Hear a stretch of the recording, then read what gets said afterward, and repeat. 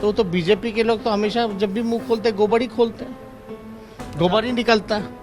आज जरूरत है ऐसी पद पर, राष्ट्रपति पद पर ऐसे व्यक्ति को बैठाया जाए जो वाकई में सारी चीजों को देख सके।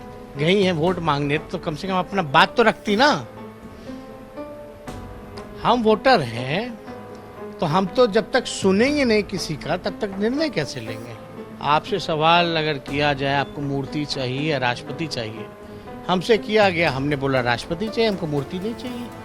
देश में राष्ट्रपति पद के लिए चुनाव जारी है और हमारे साथ प्रतिपक्ष के नेता तेजस्वी यादव हैं, जो कि पुरजोर कोशिश कर रहे हैं कि यशवंत सिन्हा जो कि बिहार के का बेटा हैं वो राष्ट्रपति बने। क्या लग रहा है?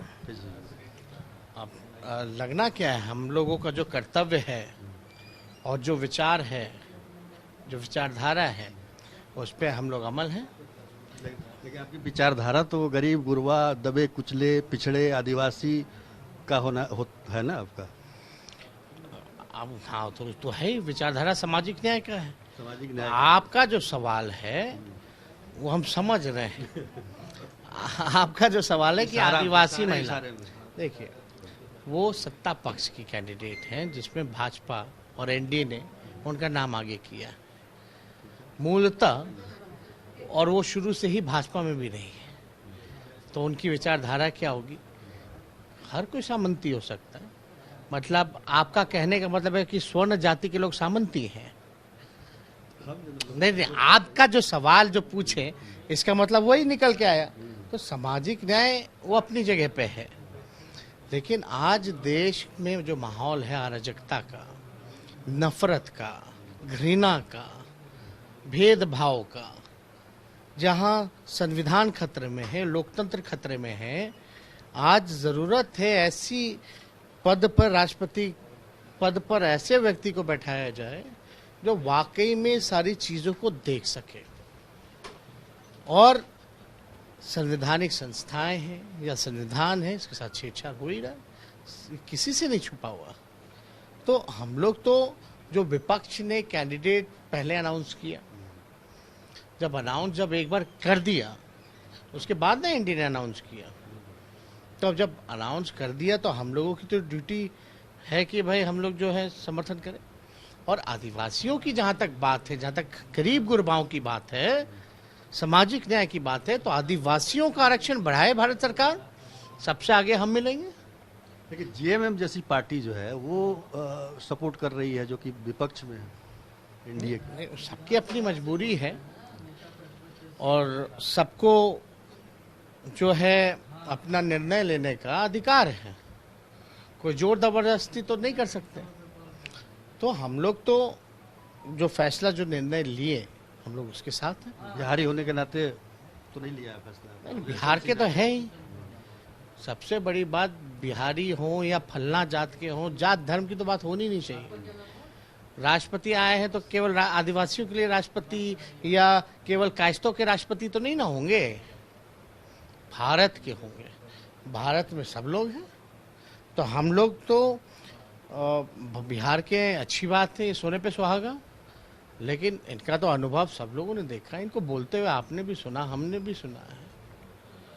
और आज के दौर में एक व्यक्ति जो संविधान के सबसे ढांचे में सबसे ऊंचा पद जो राष्ट्रपति का होता है, आज जरूरत है जो सरकार पे नियंत्रण कर सके, बैलेंस बना सके।